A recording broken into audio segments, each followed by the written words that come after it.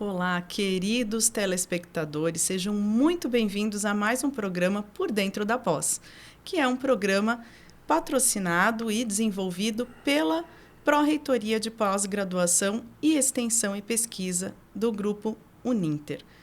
Eu estou aqui acompanhada do professor William, meu colega de trabalho. Nós somos coordenadores de curso da área de saúde na área de pós-graduação lá do Centro Universitário Internacional Uninter. Queríamos aqui iniciar a nossa conversa trazendo para vocês algumas novidades que nós temos na pós-graduação. Não é mesmo, professor William? Isso mesmo, pessoal. Sejam bem-vindos. É sempre um prazer estar aqui com vocês para a gente conversar um pouquinho sobre as questões que perpassam a área da saúde, principalmente relacionadas ao Centro Universitário Internacional Uninter. Como a professora Ana disse, nós coordenamos os cursos de pós-graduação da área da saúde aqui do Centro Universitário Internacional Uninter e a gente tem muitas novidades aí para trazer para vocês. Então é sempre um prazer estar aqui para falar disso com vocês. E uma das novidades que a gente tem que está bombando por aí é a opção dos nossos alunos da pós-graduação fazer a prática presencial. Isso mesmo que você está ouvindo aí, prática presencial. O aluno pode cursar a pós-graduação que ele deseja no formato à distância e ele vai ter um módulo dentro da pós onde ele vai fazer uma imersão no local de sua escolha. Então ele vai escolher um local onde ele vai realizar esse momento prático, essa prática presencial e vai colocar literalmente a mão na massa. Então ele tem essa opção de escolha aí no seu curso de pós-graduação. É só você entrar lá no site uninter.com/pós-graduação, selecionar a aba de saúde, você vai ver uma lista de mais de 30 cursos de pós-graduação na área da saúde, escolhe aquilo que atende melhor a sua necessidade e verifique se aquele curso tem ou não prática presencial. E aí lá vai estar todo o descritivo de como funciona as práticas presenciais. Fora essa novidade da prática presencial, que a gente já não é tão novidade assim, a gente já está trabalhando nesse formato com prática presencial há 1 ano, nós temos novidades fresquinhas que começam na nossa próxima oferta e iniciando já no próximo mês, não é mesmo, professora Ana Paula? Isso mesmo, professor William. Então, nós estamos com uma série de cursos novos que serão lançados e como eles estão agora saindo do forno, nós resolvemos comentar a respeito deles aqui, trazer essa novidade para vocês. Todos eles estarão inseridos, como os demais, lá no nosso site, uninter.com/pós-graduação e farão parte, então, lá do portfólio na área de saúde para que vocês possam acessar, verificar a grade completa do curso, verificar os professores que estão envolvidos, a titulação desses professores, o que é algo muito importante da gente ressaltar, né, que nós aqui no Centro Universitário Internacional Uninter sempre nos dispomos a fazer o melhor, entregar o melhor curso possível. Então, se vocês forem dar uma olhada ali nas grades dos cursos que nós já temos disponíveis, que já estão lá para vocês observarem, vocês conseguem verificar que a maior parte dos nossos professores são mestres e doutores. Nós mantemos, inclusive, uma porcentagem de mestres e doutores superior àquela que é exigida pelo MEC. E esses cursos, futuramente, esses cursos novos estarão lá no site, disponíveis para vocês fazerem essa consulta. Da minha área, né, na minha parte, sob a minha coordenação, vão estar alguns cursos novos, entre eles enfermagem clínica, enfermagem em nefrologia e nutrição clínica, obesidade e intolerâncias alimentares. Então, vocês vão ter ali, dentro desse portfólio, um acréscimo de mais 2 áreas de atuação muito importantes do enfermeiro, que é a área de enfermagem clínica, em que o enfermeiro vai poder adquirir os conhecimentos para atuar na área clínica, então atuar diretamente com o paciente. Se vocês estão aí por dentro, já são da área da saúde, estão por dentro aí das normativas, já sabem que o enfermeiro pode fazer o que nós chamamos de consulta de enfermagem.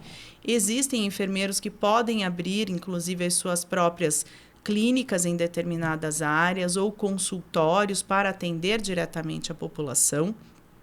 E o enfermeiro clínico se formando nessa pós-graduação, ele tem essa opção de carreira. Então, atuar nessa área clínica diretamente no cuidado com o paciente. Na área de enfermagem em nefrologia, nós temos, então, a opção desse enfermeiro fazer parte da equipe multiprofissional nesses grandes centros, né, de especialidade na área renal. Então, onde se faz a terapia renal substitutiva ou a diálise, a implantação de diálise peritoneal ou a realização de hemodiálise e os cuidados a esses pacientes que são pacientes transplantados renais, pacientes que estão em hemodiálise aguardando um transplante ou em terapia, né, para melhora da sua condição renal.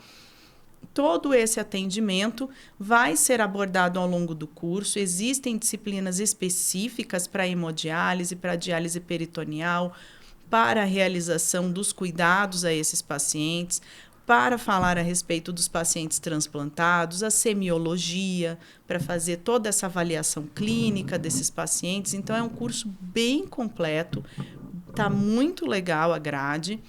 Quem tiver interesse, fica ligado lá no nosso site, que vocês já vão ter essas informações. E eu esqueci um curso, né? É tanta novidade que a gente está trazendo que eu esqueci de comentar um dos cursos, que é a enfermagem em home care. Então, para aquele enfermeiro que tem interesse em trabalhar na área de cuidados em domicílio, para aqueles pacientes que estão em cuidados paliativos, pacientes que precisam de cuidados domiciliares por estarem acamados, por exemplo, ou com alguma doença crônica que precisa de atenção naquele momento. Para o cuidado do paciente que recebeu alta recentemente e precisa de algumas adaptações até a sua completa recuperação. Todas essas áreas de atuação também vão estar contempladas na grade desse curso. E, saindo um pouco da área de enfermagem para a parte de nutrição, então, trazer a parte de nutrição clínica, esse curso novo que nós temos também, com uma grade que traz toda a parte de análise semiológica do paciente, do ponto de vista nutricional, o atendimento nutricional ao paciente após cirurgia bariátrica, para emagrecimento. Então, todas as estratégias de emagrecimento vão estar contempladas nesse curso. E também a parte clínica relacionada a intolerâncias e alergias alimentares. Então, se você é nutricionista, tem interesse nessa área, fica ligadinho também lá no nosso site para ver as informações e ver quando essa grade fresquinha sair ali para você conseguir consultar. E o professor William agora vai trazer as novidades da coordenação dele. Isso mesmo, pessoal. Então, vejam quanta coisa bacana. Então, você que está aí, tem um colega da área da saúde que recém se formou ou um colega que quer mudar de área, né, dentro da área da saúde mesmo e não sabe o que fazer, dá um toque nele. Olha, vi um programa lá dos coordenadores da pós-graduação da área da saúde lá da Uninter, que tem bastante coisa legal lá. Acesse o nosso site, uninter.com/pós-graduação, acesse a aba da saúde, você vai ver lá a gama gigantesca de cursos de pós-graduação na área da saúde que nós temos lá. Então, a gente está aí com o lançamento, já está com as inscrições abertas, o curso de Navegação em Saúde. Isso mesmo, você não ouviu errado.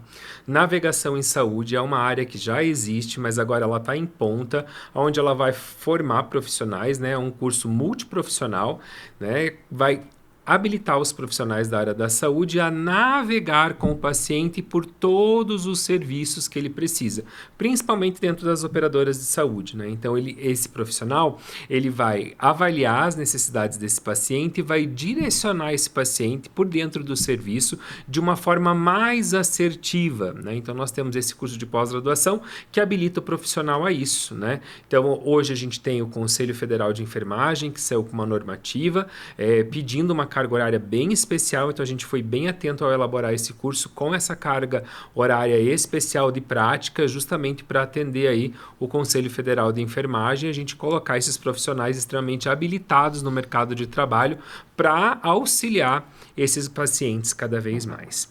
Nós temos mais cursos para divulgar para vocês, mas a gente vai fazer isso depois do nosso intervalo. Antes do nosso intervalo, a gente vai falar sobre o tema dessa TV de hoje, que é um tema bastante peculiar, bastante curioso, que está relacionado a esse mês de agosto, não é mesmo, professora Ana Paula?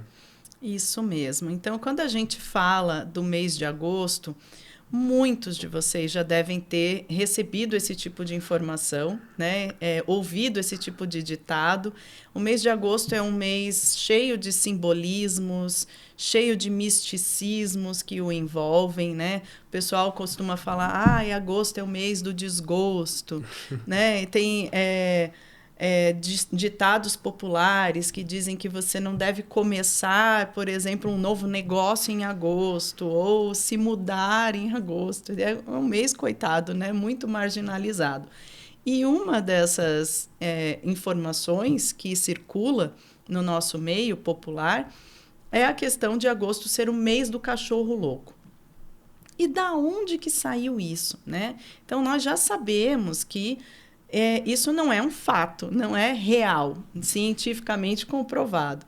Mas é um dito popular e é um tema interessante que a gente vai puxar esse gancho para trazer outras informações importantes para vocês. E, basicamente, no que o pessoal se baseou para dizer agosto é o mês do cachorro louco? Então, alguns anos atrás, né, algumas décadas atrás, nós tínhamos muito essa questão de cães soltos pelas ruas. Hoje em dia a gente não vê quase.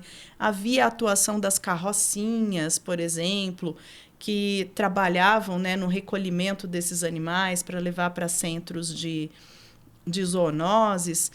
E por que o agosto ficou marcado dessa forma? Justamente por ser um mês, como as cadelas costumam pegar cio a cada 6 a 8 meses, agosto, por ser um mês 8, para todas aquelas que tiveram cio no início do ano, elas teriam cio novamente em agosto. Então, tem um grande número de fêmeas que entravam no cio nesta época, e com uma grande circulação de cães soltos, havia então briga entre esses cães por conta dessas fêmeas, né, no cio, e esses cães que estavam errantes, né, que ficavam soltos nas cidades, eles acabavam gerando uma maior circulação do vírus da raiva. Mas não é agora que nós vamos falar do vírus da raiva, né, professor? Nós vamos ainda falar dessa doença como zoonose especificamente, falar da sua prevenção, falar da sua disseminação, como que eu pego, existe vacina, não existe vacina? Essa e outras doenças nós vamos comentar no nosso segundo bloco.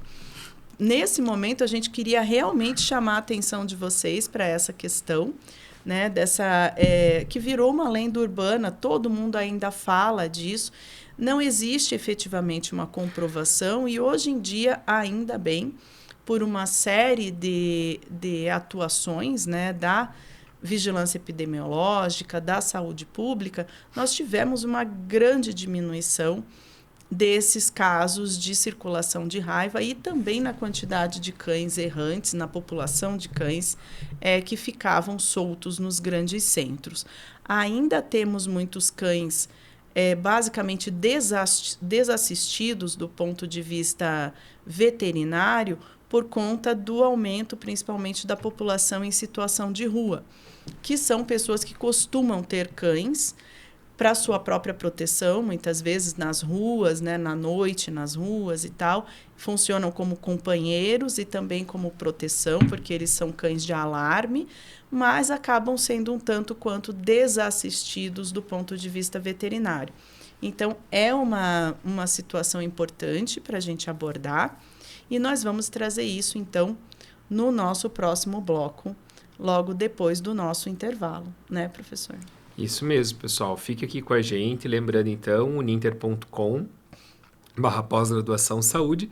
Lá você vai ter acesso, né, à listagem de todos os nossos cursos de pós-graduação relacionados à área da saúde. E aquilo que a professora Ana disse, né, é mito. Então, essa questão de agosto ser o mês do cachorro louco, mas é muito importante a gente trabalhar e enfatizar as relações que nós temos que perpassam, né, essa questão de zoonoses, né, que são doenças que são transmitidas dos animais para o humano, e das relações que perpassam as questões de saúde única. Né? Por que é tão importante trabalhar a saúde única nesse quesito de doenças que transitam, que se vinculam entre homens e animais e vice-versa? Qual o papel da saúde única nisso? Né? Então, nós vivemos num mundo contemporâneo, onde a gente observa cada dia o surgimento de doenças novas, de doenças emergentes, de doenças reemergentes, de doenças que antes eram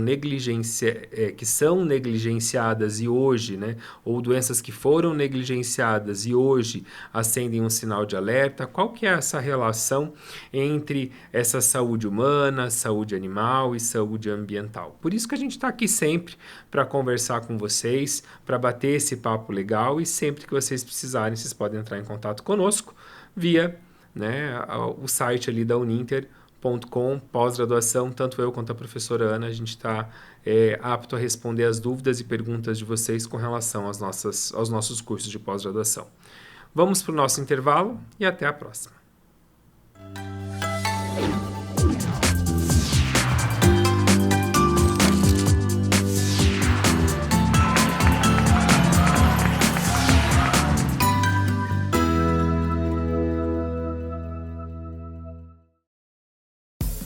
O Ministério do Turismo, a TV Cultura e o Uninter levam até você Provoca, Ainda bem, Metrópolis, Linhas Cruzadas, Estação Livre, Matéria de Capa, Senhor Brasil, Repórter Eco, Opinião, Planeta Terra e Quintal da Cultura. é muito legal. Aqui tem dramaturgia, sustentabilidade, documentários, música, inclusão, diversidade. Já que tá tudo aqui. Aqui tem cultura.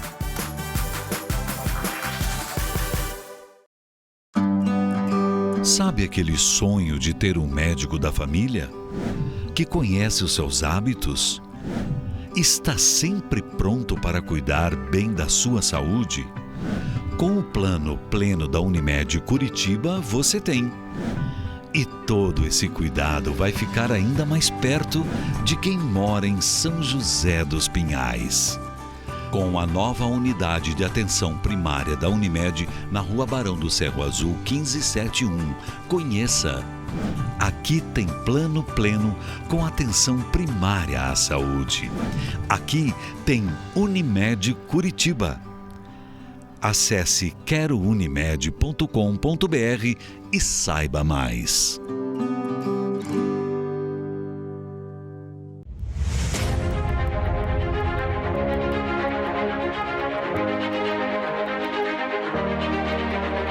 Localizado no ponto mais privilegiado de Curitiba, no Alto do Pirazinho, o sítio de transmissão do Super Canal 13, 13.1 TV Cultura, uma das emissoras mais admiradas e premiadas no Brasil e no exterior, com mais de 400 prêmios. Com seu conteúdo rico, diversificado e plural, combinando informação de qualidade, opinião e entretenimento com diversão e conhecimento para todas as idades. Aqui você tem cultura. 13.2 TV Profissão. Ensino e aprendizagem. É a televisão caminhando de mãos dadas com a educação, democratizando o acesso ao saber e contribuindo assim com a informação no pleno exercício da cidadania.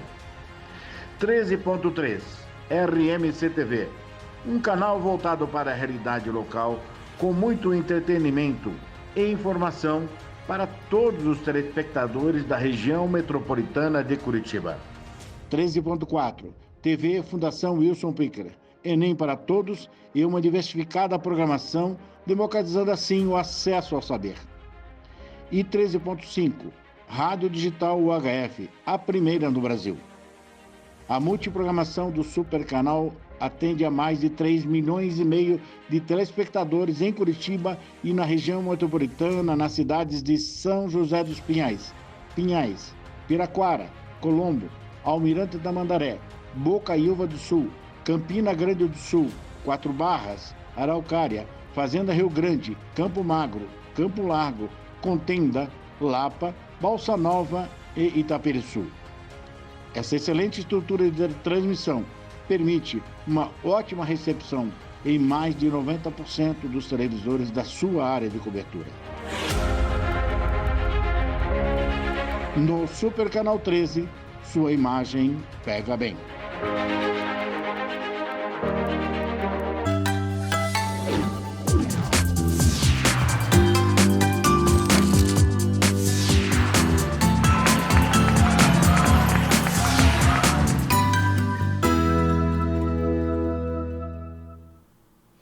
Estamos de volta para o nosso segundo bloco. Você que estava aí conosco desde o primeiro bloco deve estar se perguntando, deve estar aí cheio de curiosidade com relação ao gancho que a gente deixou, né, para falar das zoonoses nesse segundo bloco do programa. Eu vou passar a palavra para o professor William, começar a falar um pouquinho para vocês a respeito da saúde única e dessa inter-relação tão importante que nós temos para a ocorrência das zoonoses nas nossas cidades. Isso mesmo. Bom, pessoal, você que está chegando agora, está ligando sua TV nesse exato momento, não tem relação com o mês do agosto, não é o mês do cachorro louco, tá? Então, isso é ditado popular, né? Igual a professora Ana disse há pouco, né? A gente não tem essa relação. O que a gente tem uma relação muito forte hoje em dia é o que está relacionado às doenças emergentes e reemergentes e a sua relação direta com a saúde única. Então, a saúde única, ela engloba, a saúde humana, a saúde animal e a saúde ambiental. Então, essas três esferas, elas precisam estar alinhadas, né? Então, quando a gente tem a quebra da saúde humana, consecutivamente a gente tem interferência na saúde animal, saúde ambiental ou vice-versa. Mas, de um modo de regra, né, sempre vai ser assim. Agressões ambientais são as iniciais, sempre começa por uma agressão ambiental. A agressão ambiental promove a quebra da saúde animal, que na sequência promove a quebra da saúde humana, certo? Ao longo de todo o contexto histórico, que quando a gente vê, ou a gente resgata o estudo da história e da gênese das doenças, principalmente de doenças infecto-contagiosas, a gente vai ver que sempre elas vão ter esse cunho. Primeiro, a degradação ambiental, depois a agressão à vida animal, de um modo geral, e depois a agressão ao ser humano. Sempre ela vai seguir esse mesmo contexto histórico, certo? E hoje no Brasil a gente tem um problema muito grande com doenças tropicais negligenciadas, né? Então, se a gente for parar para pensar, nós vivemos num país tropical, nós vivemos num país muito rico em biodiversidade, né? Nós vivemos num país onde a gente tem um clima muito favorável para o crescimento e desenvolvimento de N espécies, né, de animais, de vertebrados e invertebrados, e isso inclui micro-organismos, né, espécies que podem causar algum prejuízo à saúde humana como um todo. E quando a gente promove a degradação de um ambiente, a gente solta, né, aquilo que estava em equilíbrio naquele ambiente, aquilo acaba ficando em desequilíbrio ou pela extinção de uma espécie ou pela degradação daquela área, e aí a gente começa a entrar em contato, o ser humano começa a entrar em contato cada vez mais com micro-organismos novos ou micro-organismos que estavam de alguma forma equilibrados no seu ambiente, e aí a gente começa a propagação de doenças emergentes e de reemergentes. E aí a gente tem N exemplos que a gente pode dar para vocês, né? Alterações climáticas também têm influenciado bastante, né, no ciclo e no desenvolvimento dessas doenças como um todo. Aí talvez você esteja se perguntando aí na sua casa, mas professor William, como que a gente diferencia essa relação de doença emergente de doença reemergente? Então, uma doença emergente é uma doença nova, né? Uma doença que surgiu e a gente não sabe como lidar com ela, né? Ninguém tem informações dela ainda, então ela emergiu ali naquele momento, né? E a gente não sabe, nosso corpo não tem defesa para combatê-la, a gente não sabe, enquanto profissional de saúde, qual o manejo adequado, né, dessa doença, qual as reações no corpo do indivíduo, fisiologicamente, fisiopatologicamente, como tratá-la. Então, isso é uma doença emergente. Já uma doença reemergente é aquela doença que mudou o seu modus operandi. Como assim, professorina, ela muda o modus operandi dela? É uma doença que ela consegue se adaptar frente àquela quebra que eu disse há pouco para vocês da saúde única. Então, por algum momento, a gente tinha essa doença controlada, e aí, por algum fator externo, por algum fator extrínseco, houve a quebra desse equilíbrio da saúde única, e essa doença ela reemerge, mas ela consegue reemergir sobre uma outra forma, né? Sobre uma outra ótica, né? Então, o que acontece? Um exemplo clássico é a dengue, né? Então, hoje a gente tem a dengue como uma doença reemergente, uma doença que conseguiu driblar o modus operandi da propagação do mosquito, do ciclo de desenvolvimento do mosquito. Conseguiu driblar o processo frente a quê? Frente a todas as alterações ambientais que a gente tem hoje em dia, né? Então, a gente tem a alteração dos ciclos de chuva, a gente tem a alteração da temperatura, enfim, N fatores que acabam favorecendo o crescimento e o desenvolvimento e fechando o ciclo do mosquito, que é o propagador aí da doença, da dengue em si. E não é só a dengue, são N outras doenças que seguem essa relação, né, de doenças emergentes e de doenças reemergentes. Então, por isso que tem que ficar bem claro para vocês essa relação. O porquê que a saúde única é tão importante dentro desse conceito e o porquê que preservar a saúde ambiental, a saúde animal e a saúde humana é tão importante para que a gente siga, né, nesse patamar de saúde única. Agora, vamos voltar a falar, então, sobre a raiva, né? Então, a gente tem muito ligado, né, o agosto como mês do cachorro louco, relacionando a raiva. Por que isso acontece, professora Ana? Então, nós estávamos conversando lá no bloco anterior a respeito dessa inter-relação, né, falando que acabou por se tornar uma lenda urbana, porque estava associado com a questão do cio das cadelas aumentar, né, nesse período de agosto, né, no entorno do mês de agosto, e os cães errantes, na briga pela procriação, acabavam, então, aumentando a transmissão do vírus da raiva. E, tomando novamente o gancho do que o professor William estava falando conosco, a respeito dessa inter-relação íntima entre a saúde ambiental, animal e humana, a raiva é um excelente exemplo para isso, justamente porque nós precisamos trabalhar muito bem a questão da saúde animal para conseguir preservar a saúde humana nesse caso. Quando estamos falando da raiva, estamos diante de uma doença que é basicamente fatal, tanto para o animal que adquire, quanto para o ser humano. Então, é uma doença sem tratamento, de prognóstico muito ruim, em que nós temos basicamente 100% de letalidade. Então, o período de incubação ele é razoavelmente variável, tanto no ser humano quanto no animal, a partir do momento da exposição. Como que ocorre essa exposição? Através do contato com a saliva de um mamífero contaminado. Então, pode ser diretamente pela mordida, né, e lambedura do morcego, que é responsável pela transmissão, se ele estiver contaminado, o morcego conhecido como morcego vampiro. E através do contato com a saliva de cães ou gatos, também por arranhão ou lambedura, é capaz de transmitir, desde que eu tenha lesão na pele para penetração do vírus. E essa transmissão, a partir do momento que ela ocorre, eu tenho um período de incubação e o início dos sintomas.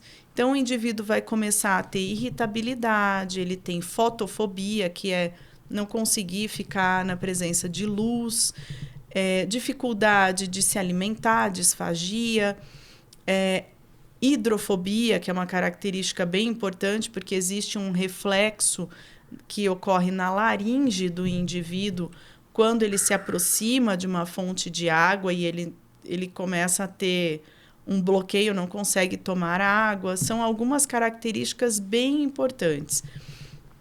E lembrando que nos mamíferos, que é o que a gente está conversando aqui, nós temos o tipo de raiva chamada de raiva furiosa. Por isso, essa questão da irritabilidade, da agressividade, a tendência a morder né, que facilita essa transmissão do vírus.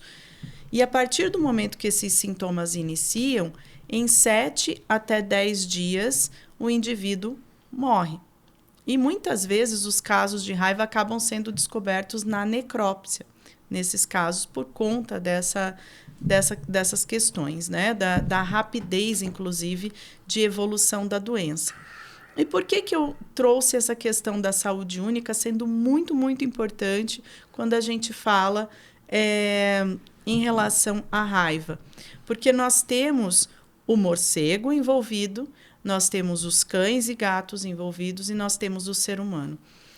Para a questão do morcego, a saúde ambiental é extremamente importante. Então, a partir do momento que nós invadimos áreas de mata, áreas fechadas que estão em equilíbrio, fazemos o desmatamento e invadimos com a cidade nesse crescimento desenfreado das áreas urbanas, nós tiramos o habitat natural desse mamífero, que é o morcego, e, ao mesmo tempo, nas nossas cidades, nós fazemos uma série de cavernas artificiais, né? Em galerias de águas pluviais, em locais que têm sótãos, que têm reentrâncias onde essas colônias de morcego podem vir a se abrigar.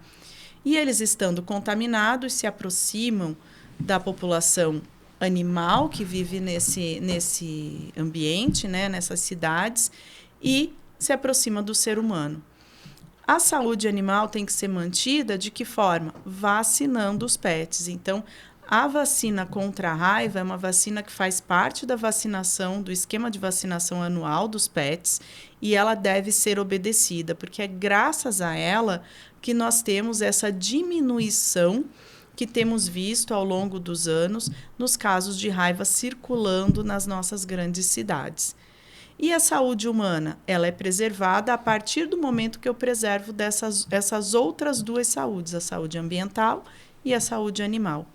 Para o ser humano também tem vacina? Tem.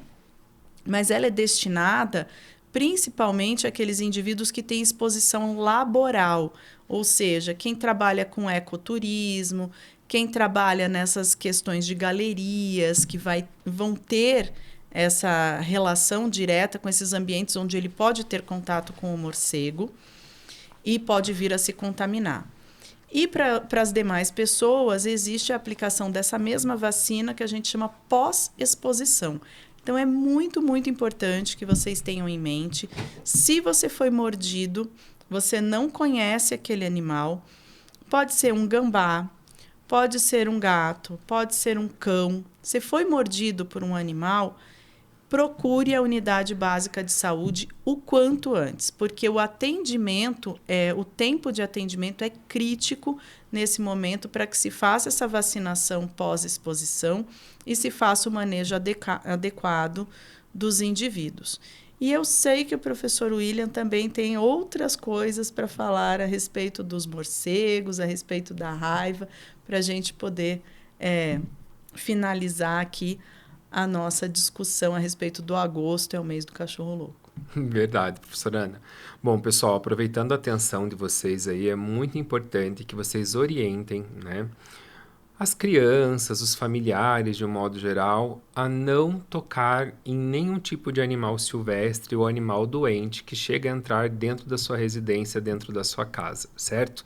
Então, é muito importante que vocês prestem atenção nisso. Hoje em dia, com o avançar dos grandes centros urbanos, a gente acaba avançando, o centro urbano acaba crescendo de forma desordenada e invadindo espaço de mata silvestre, espaço de mata fechada, e é muito comum que esses animais venham e acabam entrando dentro das nossas residências. Então, se por um acaso, né, não é comum de acontecer, você se deparar com um morcego dentro da sua residência, não é normal ele entrar dentro da residência, às vezes ele perde um pouco de referência de voo, né? Não tente tocá-lo com a vassoura, não tente matar ou esmagar esse morcego, né? Se ele tá lá num cômodo da tua casa, preso lá na cortina, fecha esse cômodo, liga no 156, tenta entrar em contato com a vigilância sanitária, a vigilância ambiental da sua cidade, que eles vão direcionar alguém habilitado lá para coletar esse animal e dar o destino correto. Tá caminhando numa praia, tá andando pela rua, encontrou qualquer tipo de animal, ou doente, que você vê que está debilitado, né? Ou o animal morto, ou a carcaça desse animal, não manipule. Você não sabe do que esse animal morreu. A gente tem uma infinidade de zoonoses que podem ser propagadas entre ambas as espécies. Então não toque, não manipule, né? Ligue para um serviço adequado, que o pessoal do serviço vai até o local, faz a notificação e recolhe a carcaça ou recolhe o animal para dar o destino mais adequado para esse animal. Então é muito importante para evitar com que você se contamine e contamine os familiares que estão ao seu redor. Certo? Esse é um recado muito importante, não só para a raiva, mas para todos os outros tipos de zoonoses que a gente tem. Outra questão importante, não esquece de acessar nosso site, uninter.com/pós-graduação saúde. Lá você vai encontrar uma gama de cursos de pós-graduação da área da saúde e eu tenho certeza que um deles vai atender a sua necessidade. Se não atender a sua necessidade, vai atender a necessidade de um colega seu, de um familiar que está procurando se especializar na área. E lembre-se, hoje nossos cursos de pós-graduação são no formato EAD, mas com a opção de prática presencial. Então você pode realizar um momento de prática totalmente presencial nos nossos cursos de pós-graduação. Não é mesmo, professora Ana Paula? Isso mesmo. Então, pessoal, aproveitem. Eu espero que vocês tenham gostado, tenham aprendido bastante a respeito das questões relacionadas à raiva. A gente tenha conseguido desmistificar aqui essa questão do agosto é o mês do cachorro louco, que era uma das nossas intenções, mas também lançar luz em cima destas questões que o professor William estava trazendo agora, né, para essa relevância das zoonoses. Nós temos muitas doenças que circulam entre animais e seres humanos, então evitar realmente esse contato, principalmente com animais silvestres, se você está numa região de mata, ou se você está numa praia, ou mesmo num centro urbano e encontra um animal. Eu sei que a gente, às vezes, querendo ajudar, né, a gente quer recolher, quer cuidar, mas não é legal. O importante é chamar um serviço especializado, liga na prefeitura da sua cidade, eles vão saber direcionar você para a vigilância epidemiológica ou para quem pode fazer o recolhimento desse animal para fazer a destinação correta, o tratamento, a libertação futura ou até mesmo o abate, se for necessário. Então, fiquem de olho sempre nas nossas dicas e até o próximo programa.